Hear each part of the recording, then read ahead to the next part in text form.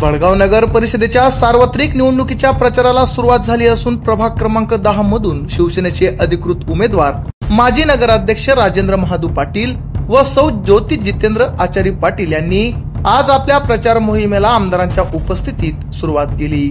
भडगाव शहरातील प्रभाग क्रमांक 10 मधील यशवंत नगर मधील मुख्य प्रवेशद्वाराजवळील गणपती मंदिरात आमदार किशोरप्पा पाटील यांच्यासह शिवसेनेचे ज्येष्ठ शिलेदार कार्यकर्ते आणि समर्थकांच्या उपस्थितीत प्रचार नारळ वाढवून मोहिमेचा शुभारंभ करण्यात आला। गणपती पूजनानंतर उमेदवारांनी प्रभागातील गणपती मंदिर, हनुमान मंदिर, खालची वर्डी, यशवंत नगर या भागात भव्य रॅली काढत मतदारांशी संवाद साधत वापस गणपती मंदिराजवळ प्रचार रॅली संपन्न केली।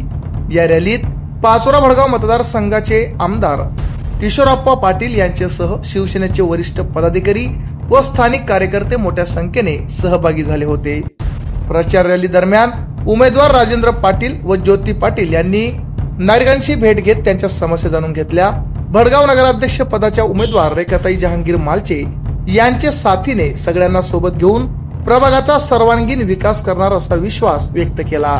मतदारांकडून मिळणारा उत्स्फूर्त प्रतिसाद पाहता या निवडणुकीत आपला विजय निश्चित असल्याचेही ते म्हणाले। जिबू आज प्रभाग क्रमांक 10 चा आपला प्रचार नारळ माननीय आमदार किशोरप्पा पाटील यांच्या उपस्थितीत वाढवला गेला आहे। जिबू आपण पंचायत समिती असेल, ग्रामपंचायत असेल व नगरपालिका असेल, आपल्याला प्रशासकीय अनुभव आहे काम करण्याचा। मला सांगा, आपण आणि गेल्या काही दिवसांपूर्वी नगरपालिकेमार्फत आपला जाहीर सत्कार करण्यात आला होता, कारण की भडगाव शहरात जेव्हा दुष्काळ पडला तेव्हा आपण पाणी पुरवले होते। त्यात माननीय आमदार साहेबांनी आपल्याला पाणीवाले बाबा म्हणूनही संबोधले होते। आपण कोणत्या मुद्द्यावर आता इथून प्रभाग क्रमांक 10 साठी लढत आहात?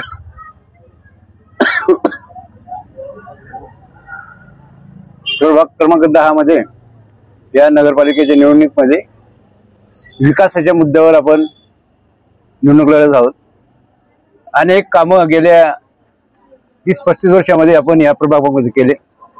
हा तसं पाहिलं तर हा अतिक्रमित भाग, इथं पाण्याची सुविधा नव्हती, रस्ते नव्हते, गटरी नव्हत्या, प्यायला पाणी मुळीच नव्हतं आणि जे मिळत होतं ते अगदी दुर्गंधीयुक्त आणि क्षारयुक्त असं पाणी मिळत होतं।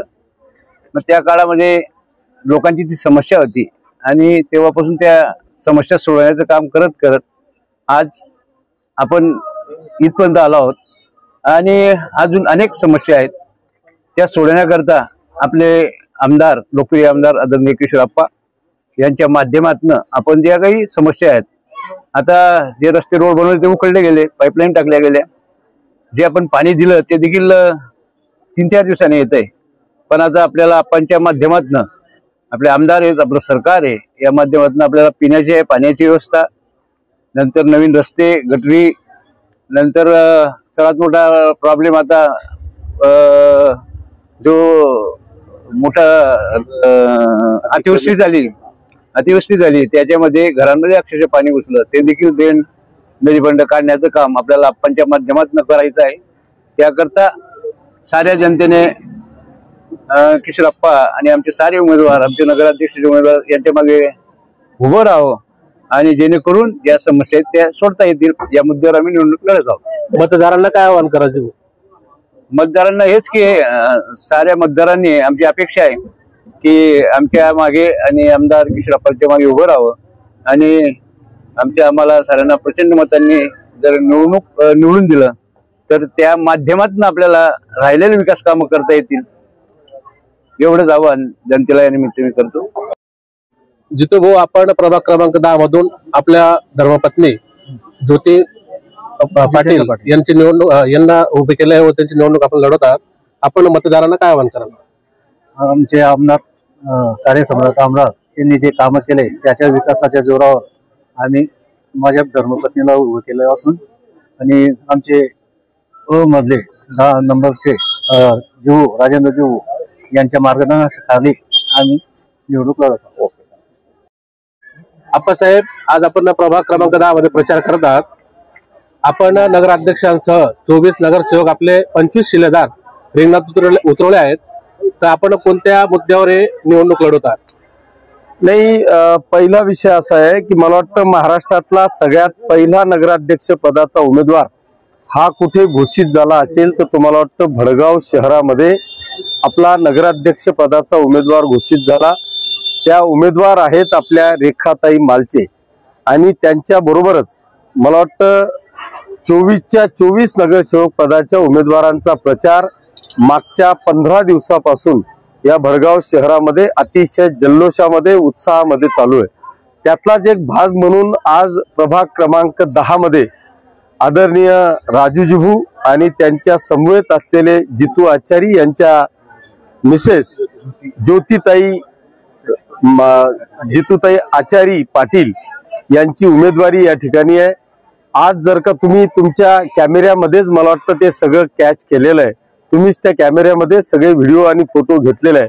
मला वाटतं समोरच्यांची नगराध्यक्ष पदाच्या फॉर्म भरायची जेवढी रॅली होती तेवढी रॅली मला वाटतं आज प्रभाग क्रमांक 10च्या प्रचार फेरीची रॅली होती। त्याच्यामुळे आपणच लक्षात येत असेल की खऱ्या अर्थाने उत्साह कोणाच्या मागे आहे, आम्ही कशाच्या भरोशावर या भडगाव शहरामध्ये मत मागतोय, हा जो तुमचा प्रश्न आहे तो सगळ्यात महत्वाचा प्रश्न असा आहे। त्याचं उत्तर असं आहे की आम्ही फक्त आणि फक्त विकासाच्या भरोशावर या भडगाव शहरातल्या जनतेच्या समोर जातोय आणि मला खात्री आहे की हे भडगाव शहर जंतर मंतरच्या मागे न जाणारं हे शहर आहे, हे विकासाच्या पाठीमागे भक्कमपणे उभं राहणारं शहर आहे।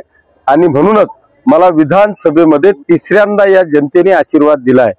त्याच पद्धतीचा आशीर्वाद, त्याच पद्धतीचा प्रतिसाद आता नगरपालिकेमध्ये सुद्धा या ठिकाणी आपल्याला पाहायला मिळेल। आपण जर पाहिलं असेल तर या भडगाव शहरामध्ये ज्या पद्धतीचा विकास आपण केला, मग ते पाणी पुरवठ्याची योजना असेल, भडगाव शहरातल्या सगळ्या सोसायट्यांमधलं ओपन स्पेस असेल, सगळ्या कॉलनींमधले कॉन्क्रिटीकरणचे रस्ते असतील, आपल्या या भडगाव शहरालगत असलेल्या गिरणा मातेवर 2-2 महत्वाचे पुलं असतील, असे अनेक कामं आपण या शहरामध्ये केलेले आहेत। मला खात्री आहे की हे शहरातली जनता कदापिही विकासाला विसरणार नाही, ती 100% विकासाच्या पाठीशी खंबीरपणे उभं राहून 24च्या 24 नगरसेवक आणि 1 नगराध्यक्ष पदाच्या उमेदवाराला प्रचंड अशा मोठ्या संख्येने निवडून देईल अशा माझ्या मनापासून अपेक्षा आहे। आप्पासाहेब, आपला विजय निश्चित मानला जात आहे का? प्रश्नच उरत नाही। विजय निश्चित मानला जात आहे म्हणण्यापेक्षा आम्ही राजकारणी माणसं कदाचित पुस्तकं कमी वाचत असू, पण जनतेच्या चेहऱ्या वाचण्याची सवय मला वाटतं आम्हा सगळ्या राजकीय पुरुषांना किंवा राजकीय व्यक्तींना असते। त्याच्यामुळे जे काय सगळे चेहरे मला वाचायला भेटत आहेत ते चेहरे विजयाची दिशा किंवा विजयाची अपेक्षा आम्हाला या ठिकाणी दाखवत आहे। आप्पासाहेब, जरा एक वेगळा प्रश्न विचारतो। आमदार मंगेशदादा चव्हाण यांनी केलेल्या शब्दांच्या टीकेला आपण माध्यमांशी बोलताना पलटवार केला की मी 40गावला सभा घेऊन तिथेच त्याचा करायला जबाब देईल। यावर मंगेशदादा यांना पत्रकारांनी विचारल्यानंतर त्यांनी सांगितलं की आपण यावं, सभा घ्यावी, माझा काही विरोध नाही। तर पहिला सूर आणि नंतरचा आपल्याला दिलेल्या वक्तव्यानंतरचा सूर काही बदललाय का मंगेशदादांचा, असं आपल्याला वाटतं का? नाही, मला कोराचा सूरशी काही घेणं देणं नाहीये, परंतु मागच्या 8-10 दिवसापूर्वी जेव्हा मंगेशदादा माझेही मित्र आहेत ते जेव्हा या ठिकाणी आले तर त्यांनी आपली लेव्हल सोडून माझ्यावर ज्या पद्धतीची आगपाखड केली, खरं म्हणजे ती आगपाखड करण्याचं काही कारण नव्हतं। याचं कारण असं आहे की मी त्या दिवसापासून तर आजपर्यंत मंगेशदादा चव्हाणांचं कुठल्याही कोणत्याही सभेत मी त्यांचं नाव घेतलेलं नाही, त्यांच्यावर कुठल्याही प्रकारचा आरोप केलेला नाही। असं असताना त्यांनी इथे येऊन आपली लायकी त्या ठिकाणी दाखवून देण्याचं जे काम केलं त्याचा निश्चितपणे समाचार घेत मला त्यांच्या गावाला जाऊन उत्तर द्यावं लागेल। याचं कारण असं आहे की लोक आता माझ्याकडे संशयाच्या नजरेने पाहता लागताय किंवा मंगेशदादा पाचोऱ्याला येऊन आपल्या लेव्हलपेक्षा जास्त बोलून गेल्यावर सुद्धा किशोर आप्पा का उत्तर देत नाही, याच्यात काही काळं गोरं आहे का, म्हणून नाईलाजास्तव मंगेशदादांनी उपस्थित केलेल्या प्रश्नांचं उत्तर देण्यासाठी मला 40गावला जावंच लागेल आणि तिथं त्यांनी विचारलेल्या प्रश्नांना मला उत्तर द्यावं लागेल। त्याच्याशिवाय माझी पण आणि माझ्या तमाम हितचिंतकांची पण समाधानी होणार नाही। त्याच्यासाठी मला तिथं जाणं गरजेचं आहे। धन्यवाद।